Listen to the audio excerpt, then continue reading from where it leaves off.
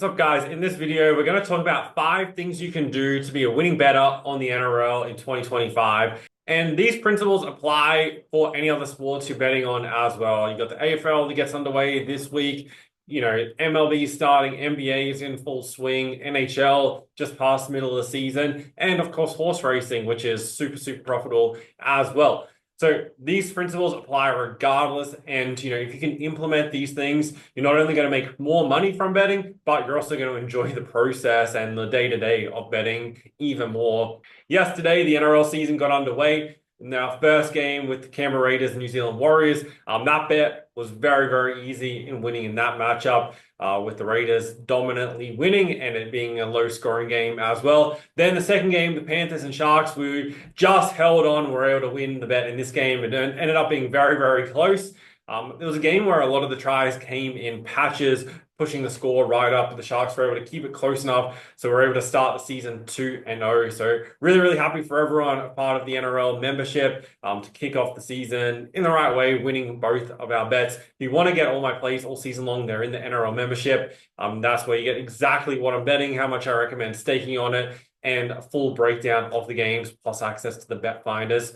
But I'm always going to be doing these YouTube videos, breaking down the games and things you can do as well to make sure that you guys are profitable this year. That's also the reason I put out the NRL betting guide, so then you have all that information to help make sure you're making really good decisions. And that kind of leads us to my first point and the first thing you can start doing. And all these principles apply that you can do them right now. Starting today, these are things that you can be doing to make sure that you're profitable. So the first one is research a game before betting on it. If you follow this channel for any period of time, you'll know that I'm a massive fan of making sure that I research every bet before actually placing it. And the reason this is the case is I don't ever want to be putting money down, regardless of what bankroll unit size you're at. You don't want to be putting money down on something and just, hoping that it ends up winning because it was paying good odds, or just because you're going to watch a game, okay, I'm going to bet into it every single time. And just because you're going to watch a game, you can still bet into that game. Just make sure that you research it prior.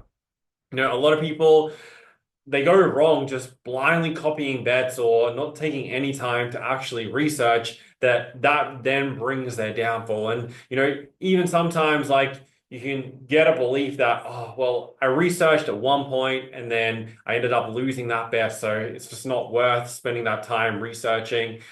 I'm not even going to bother. It doesn't make any difference anyway. But if you consistently do it, you're going to build up a skill of researching where not only you're able to research faster and break down games quicker, but you're going to be able to pick up on things and factors that you can add into your research process and find situations where there's very, very good betting opportunities and other situations where you decide, I'm not going to bet into this game because of this factor.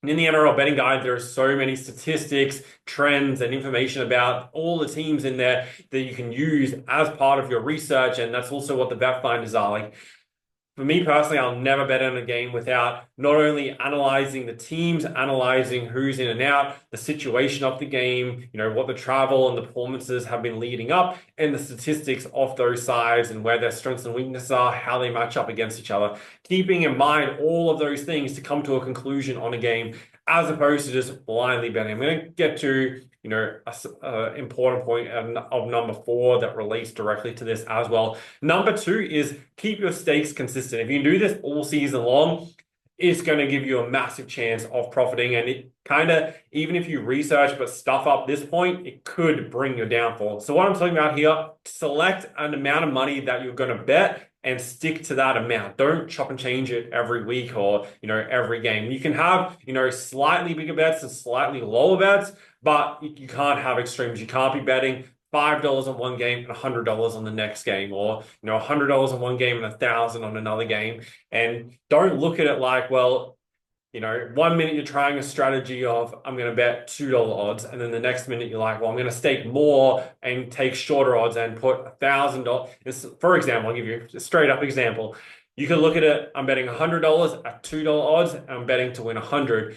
And then you feel like, oh, well, that's not working for me. My bets haven't been winning. Let's see if I can, take shorter odds and stake more. So to win that same $100, you find something that's $1.10 and you put $1,000 down to win $100. This is the completely wrong way to go about it. You want to keep your stakes very, very consistent.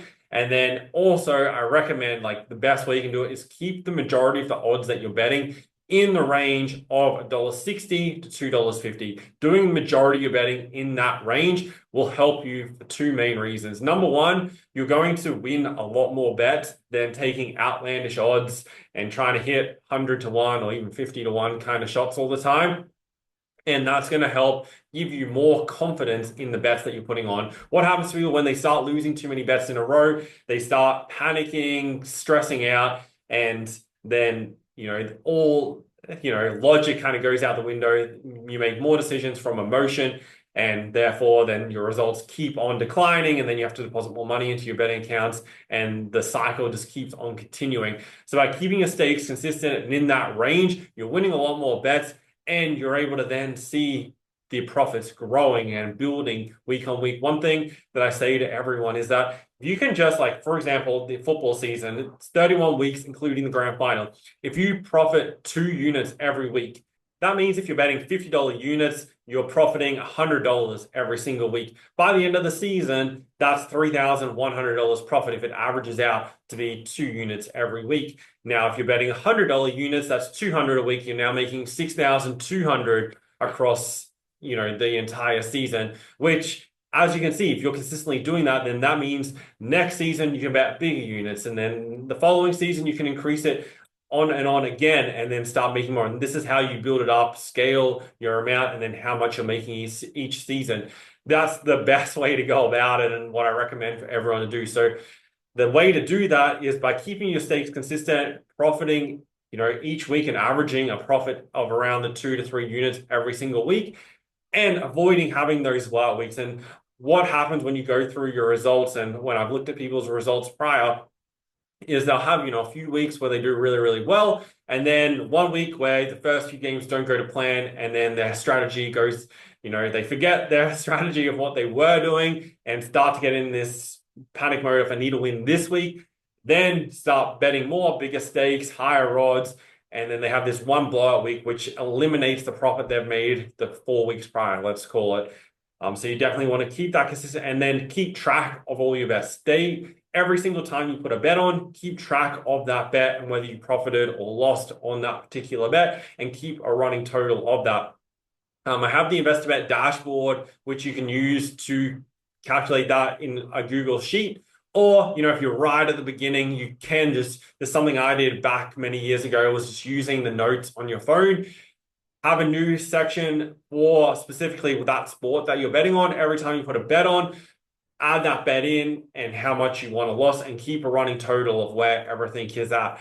Now that way you're going to be more conscious of the bets you're going to put on, and it's going to help you stay away from that emotional betting cycle of putting lots more bets on. And if you're someone who's like, oh, I don't even have the time to track how many like the bets that I'm putting on, then you're likely not putting in the research into those games, and betting on too many matches is kind of the way, or having too many bets on a particular match.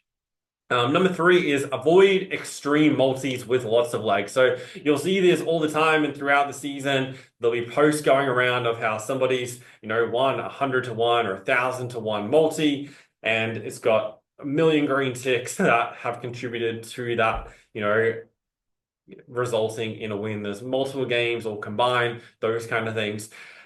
Obviously, when it comes to multis, I've spoken about this previously in my videos. I have absolutely nothing against multis if you do them in the right way. Some people, are like, multis are the worst thing in the world. They're definitely not, and they can be used to your advantage really, really well if you're smart about it. The way you win with multis is by combining legs that each leg is over the true odds of that selection. And, for over the true odds means they're paying, the odds are $1.50, but you believe it's $1.40. That is over the odds. And when you combine 3 of those selections together, you're actually increasing the expected value as opposed to decreasing it. The problem is, a lot of the time you combine legs in a multi of things that are under the odds. So things that are paying $1.50, but they should be $1.60 or maybe even longer. And now you've got multiples of those 3, multiples of those selections that are all contributing to your multi. So now the multi's paying a lot less than it really should be when you add in multiple legs. And if you have, say three, it's, three times of the under the odds. But if you have 10 legs and, you've happened to select 10 different things that are all under the odds, then, that is a really, really bad situation, which you don't want to be in. With multis, avoid lots of legs. Try and keep any multis that you're doing to the 2 to 4 leg range. 5 at absolute most if you can find a situation where it really fits that scenario, and that's going to help you win more multi-bets and obviously profit. The one thing I will point out with multis, especially if you're doing same game multis, they're probably the most important one in this situation, is avoid legs that clash with each other or make it very difficult for you to win the overall bet based on the legs that you put on. The betting companies will give you bigger odds if you include legs that make it very difficult for them both to win in order for the bet to win. And obviously you have to win every leg for the bet to win. Let's say something like that would look like in a game, you have team A, you back them to win the game by more than 10 points. Then you also have 2 players from that team to score a try each, and you have a full game under, say, 40 points between the two teams combined.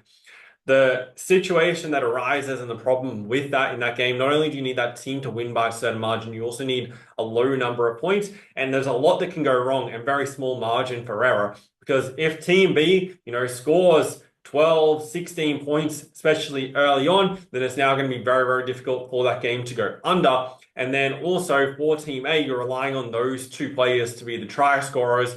And if they haven't scored early and say you've already got that team A is leading 20-10, and those 2 players haven't scored a try, you're now needing both of them to score the next 2 tries and a missed conversion, say, to go under the 40.5. As just an example, if you can understand what I'm talking about here. The key thing is like you're not leaving yourself any room for error, for to have that room for movement if the game doesn't go exactly as your bet needs to, which a lot of the time is never going to go absolutely perfectly to plan. And as part of the research process, kind of to give you a bit of insight into what you're doing when you're actually researching, what I do and how I look at it is, I'm trying to create a narrative on how I think this game is going to be played based off team strengths and weaknesses. How, are the sets of 6 going to go? What are their attacking plays going to be looking like? Are they going to be moving more towards the left or right? Does a certain team, are they missing key players on that side? And kind of looking at it almost like you're the coach of both teams, how they're going to need to play in order to win this game. Are they going to have to be more defensive mindset where they're going to try and grind out a close win because they're missing a key attacking player, or they can't afford to get into a shootout with that other team, and it's all these things that you're considering in your research that then gives you a narrative on the game. The same thing applies if you're doing a same game multi, but just don't leave yourself with no margin for error, and the game has to go exactly as your bet suggests in order to win the bet. Number 4 is to review the games and see how teams won. And when I say review the games, there's kind of 2 ways, and really only 2 ways that you can do this. Number 1 is to rewatch the full game, and you can watch it on speed and, like on KO, or if you're watching, whatever platform to rewatch a game.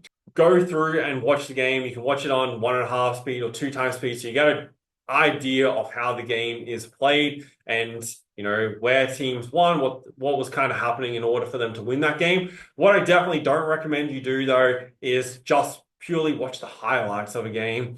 They're the easiest parts to watch. If you go on like Fox Sports News or whatever, they're replaying the highlights. What happens then is you don't actually get the clear picture of how that team or those teams played, and you're just seeing the highlight reel. You're seeing the best plays, the biggest hits, the good tries, all that kind of stuff, and not actually what contributed to that happening. And you're missing like a huge amount of what actually went on. So if you're watching the highlights, just watch the highlights for enjoyment of watching the highlights. When you're reviewing and studying games, either watch the full game or combine that with reviewing the statistics and reviewing the statistics in depth. Back over 10 years ago, I realized that I'm never going to be able to make money betting without having statistics. I saw what was happening in the American sports, and when you're analyzing a basketball game or an American football game, you have so much information to look at on how these teams play in attack and defense. for the NRL, which we're talking about in this video, there's such little information. Like you can get, the overall stats of teams, but it's very hard to have like the trends of how they're performing. Are they, making a lot more errors in recent games, or are their line breaks right up over the past few weeks compared to earlier on in the season? Have their missed tackles risen dramatically? All those kind of things, and seeing how teams perform. And then from an opponent's point of view, are teams, generating a lot more line breaks against them or scoring a lot more over recent weeks? Have they, opponents been making a lot of errors than they would normally against them? And that's what's helping them win more games because they're capitalizing on those mistakes. It's like all these kind of things that I realized weren't available for the NRL. So that's why I started keeping track of all the statistics, both in attack and defense. So then I have this full picture of how teams play. And when I'm analyzing a game, I'll then use that information to, create that narrative that I was talking about earlier. And then number 5 is to enjoy being a strategic bettor. So many people have issues with betting because they get into this emotional, highly stressed state, and it leads them to be making bad decisions. If you're somebody who sits and stresses over the bet that you have on that game, it's probably 2 things that are likely to happen. Number 1, and most likely is you've staked too much on that particular game. So now you've got the bet on, you're just praying that it wins and hoping that you haven't stuffed it up, and you'll just feel better if it wins because you've put too much money on the game. And that's, if you're not working from a bankroll system, this can happen so often. Or the other reason why, you can end up in that state is you're not keeping track of your bets and seeing the full results. So you're thinking everything is just about this one bet that I have on right now. This bet has to win. But if you're looking at everything you're doing, and say you look at the entire round or the entire season, if you're keeping track of everything, like I recommend that you do, you're going to be able to see that, okay, I've won the last 3 weeks. This week, I don't need to be stressed. I can, if this is coming down to this game, it might be a break-even week. I don't need to be panicking. I'm not, losing everything. And, if you are losing everything, then that's why I massively go back to step 1, go back to research, look at your overall strategy and see what's been going wrong as to why, you are losing. Don't just, stress out and think that you need to find another bet to make up for it. That's the complete wrong way to go about it. And as much as they want to promote that gamble responsibly, that's how the betting companies want you to bet. They want you betting highly stressed, highly emotional, backing your favorite teams, making decisions based on what the odds are and what the payouts are going to be. So then they've got you caught in this trap of taking bets that are very, very unlikely to win. And then you're going to be stressing more and more that trying to find that one bet that just gets you out of the situation. But that bet kind of doesn't actually exist. And it's about the strategy you're doing on a game-to-game, week-to-week basis. And, sometimes like if you are finding yourself making decisions based off like that emotion of, I need this game to win, I'm stressed about it, then, and you're not overly betting then and staking too much, then the good thing to do in this situation, and just to show that you're in control of your betting, is to not bet at all in that game. If you're somebody who, like, if I can see that you're somebody who can look at a game, research, and then decide, I'm not going to bet into this game, or you can look at a horse race, and especially, like, it's a big problem with people in horse racing is you've got that timer on the screen, especially if you're watching Sky, and there's a countdown, there's a minute until the race. You've been looking at the race for the past 10 minutes, going through all the horses. If you can then be like, no, I'm not going to bet into this race, then you have control over your betting. If you need to put a bet on just because you've looked at a race or you've looked at a game, then it means the betting has the control over you. You don't have the control over it. So I recommend that you stop betting for that period, show that you can get back control over it, and then come back into it with a strategy. Like, that's what you need to be able to do in order to win. And with the horse racing, like, I know there's a lot of you watching this who've been following the racing show, and the big thing with the racing show is that all the bets that we're betting, for example, on a Saturday, I send out all those bets on a Friday afternoon. So you have all the bets that you need to place for a Saturday the day prior. So you can go through straight away as soon as you get the email where all the bets are, log in, see all the bets, put them all on, and then you're done for Saturday. You're not in this trap of betting race to race and hoping that by the end of the day, that you're up. And then you can enjoy this way more. Like, for example, Saturday just passed. about halfway through. So we ended up with 22 bets on the day. After our first 12 bets, we were sitting about 8.5 units up for the day. That meant that we still had 10 bets left to run. And no matter what happened with those 10 bets, we were guaranteed profit for Saturday. And the end of the day ended up finishing off really well. We ended the day 15.5 units in profit. So kicked off March, 15.5 units profit, but nobody was stressing. Nobody was even like worried throughout the day because of the position we were in. But other people could be in that position halfway through the day, be 8 units ahead, and still go out and bet every race to the end of the day and end up having a losing day trying to make more, as opposed to being in the position where you're guaranteed to profit. And obviously with the racing show, if you just stick to the strategy each week, then those profits just build. I think for the year so far, so 2025, we're up about 115 units so far. And that's not through, betting big units. Like I see people betting 5 units, 7 units, 10 units, 15 units, and these kind of outlandish amounts. Our maximum bet we'll ever stake, and it's generally only like a few of these a week, is 2 units. Majority of the bets are 1 or 1.5 units. And of a 100-unit betting bankroll, that's only 1 to 1.5 to 2% of the total amount of money that you have betting. So say you have $1,000 that you're betting with, 1% is only $10. So you're only risking $10 on that stake. And we've made over 115 units so far. We're only 2 months into the year. And, that means that with a 100-unit bankroll, so anyone who started, in December, or, I know a lot of people started towards the end of last year, is that 115 units, you've now increased your 100-unit bankroll to now 215 units.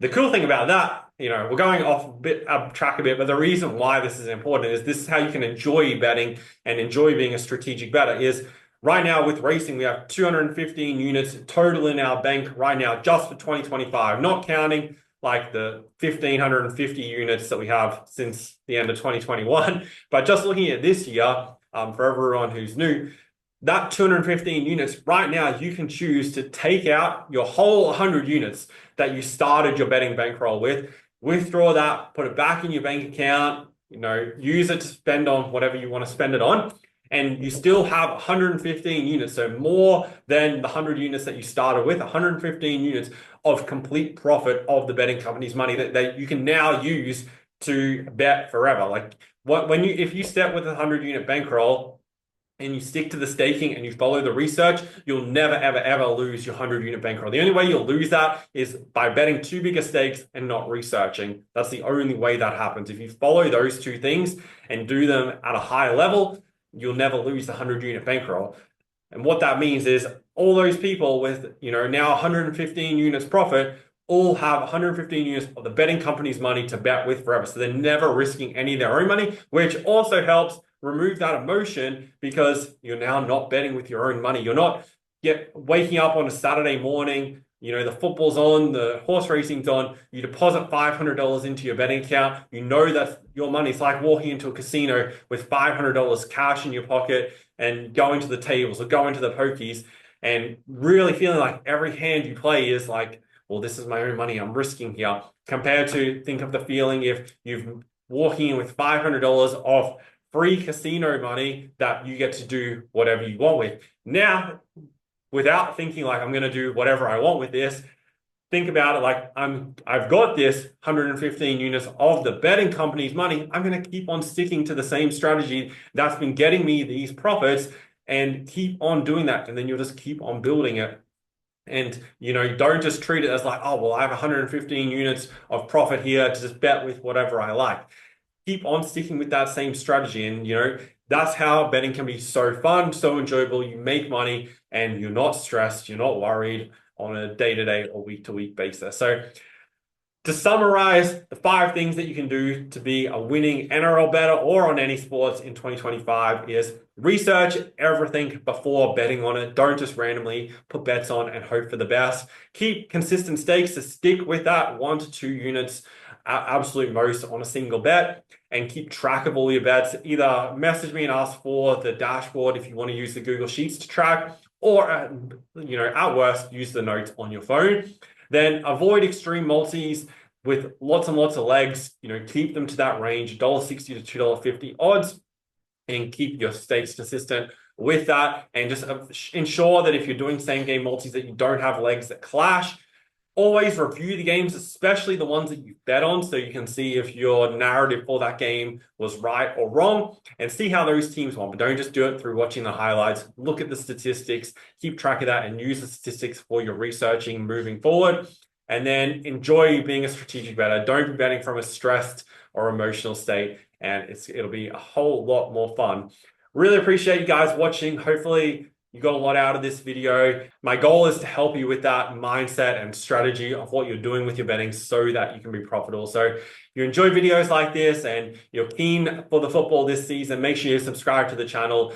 I really appreciate you guys watching, and I'll see you in the next video tomorrow. We're going to have previews for the AFL and NRL coming up this week.